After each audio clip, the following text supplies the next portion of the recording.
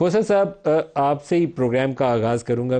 पहले मुज़ाहिर अली अकबर नकवी का फैसला जो सुप्रीम जुडिशल काउंसिल ने किया कि he was guilty of misconduct, ये पैरा उनके मतलब जो लाइन है उसकी कि 9 कंप्लेंट्स थी, इसके ऊपर आप क्या राय देते हैं? अच्छा फैसला? देखिए नदीम नदीम साहब, मलिक साहब, ये अनहोना फैसला है, बल्कि इंतकामी फैसला है। और ये मुंतकिम मिजाजी का जो है बदकिस्मती से एक ऐसा शाखसाना है जिसका फिर दूर रस नताइज पर जो है इसका मुहित होगा।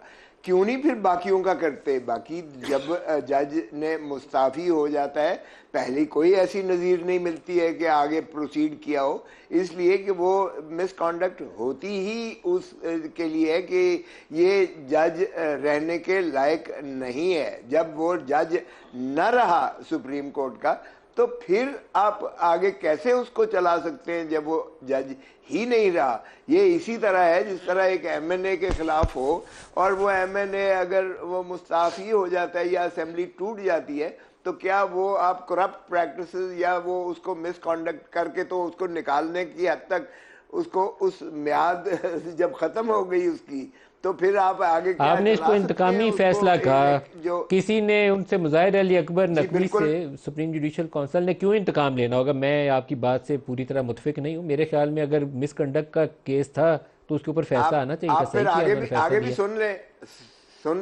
सुन लें फिर आगे ये भी क्यों किया? इसलिए कि आपने देखा कि जब अपना साबका चीफ जस्टिस बंदयाल साहब, उमर अता बंदयाल साहब थे, तो उस वक्त उमर अता बंदयाल साहब के हर फेल से जो है माशाअल्लाह मौजूदा चीफ जस्टिस काजी फाइज ईसा साहब इख्तलाफ करते थे, और उनके चीफ जस्टिस के दौरान उन्होंने बैठना भी गवारा ना किया। हालांकि वो भी मिसकॉन्डक्ट बनती है, वो भी कॉन्डक्ट जो है वो बिफिटिंग ऑफ अ जज ऑफ द सुप्रीम कोर्ट नहीं है कि अगर आपको इख्तलाफ भी है तब भी।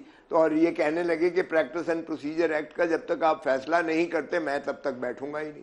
और जब मिलिट्री कोर्ट्स वाला में उन्होंने कॉन्स्टिट्यूट किया और जस्टिस काजी फाइजा को भी उसका मेंबर बनाया, जो मैंने वकालत की थी, और एतजाज आसन साहब जो है पिटिशनर थे, तो उसमें जब कॉन्स्टिट्यूट की बेंच, उसमें बंदयाल साहब ने, हमने कहा सारी कोर्ट को बिठाएं, तो चीफ जस्टिस बंदयाल साहब कहने लगे कि जो मुयस्सर हैं हम उनको बिठा देते हैं क्योंकि वेकेशन थी। हमने कहा जी फाबिहा, बिल्कुल अच्छी बात है।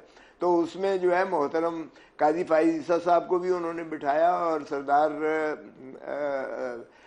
इनको जो अब रिटायर हुए हैं आज, उनको भी बिठाया गया, सरदार तारिक मसूद साहब को भी।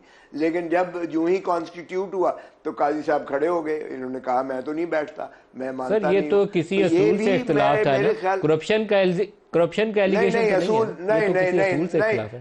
नहीं भाई, छोड़ दें यार, छोड़ दें। वो मैं ये कह रहा हूं कि वो बड़ी वाज़ेह डिवाइड आ गई थी, बहुत वाज़ेह डिवाइड बदकिस्मती से आ चुकी थी। और दूसरे जज एजाजुल हसन जिन्होंने चीफ जस्टिस बनना था, उनको भी फिर वो भी मुस्ताफी हो गए, आज खुद मुस्ताफी हो गए। आपके ख्याल में जस्टिस एजाज ने क्यों इस्तीफा दिया? वो मॉनिटरिंग जज भी थे पनामा वाले मामले में, आपके ख्याल में उन्होंने क्यों इस्तीफा दिया?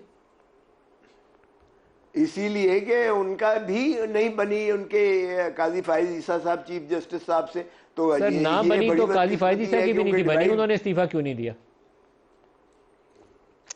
काजी फाइज ईसा साहब तो उनको माशाअल्लाह रिव्यू में उन दो जजों ने जिन्होंने पहले फैसला इनके खिलाफ दिया था, उन्होंने यू टर्न मारकर और इनकी रिव्यू को एक्सेप्ट करवा के, उसमें बंदयाल साहब जो है वो औसत जज थे जिन्होंने काजी फाइज ईसा साहब के खिलाफ फैसला दिया था। तो वो तो एक मुंतकिम मिजाजी तो नजर आ रही थी, उसमें जो है डिवाइड हो गई थी। और ये माशाअल्लाह मेरा आपसे इत्तेफाक नहीं है इस इशू पे, लेकिन मैं बाकी मेहमानों से भी इस पे राय ले लूं।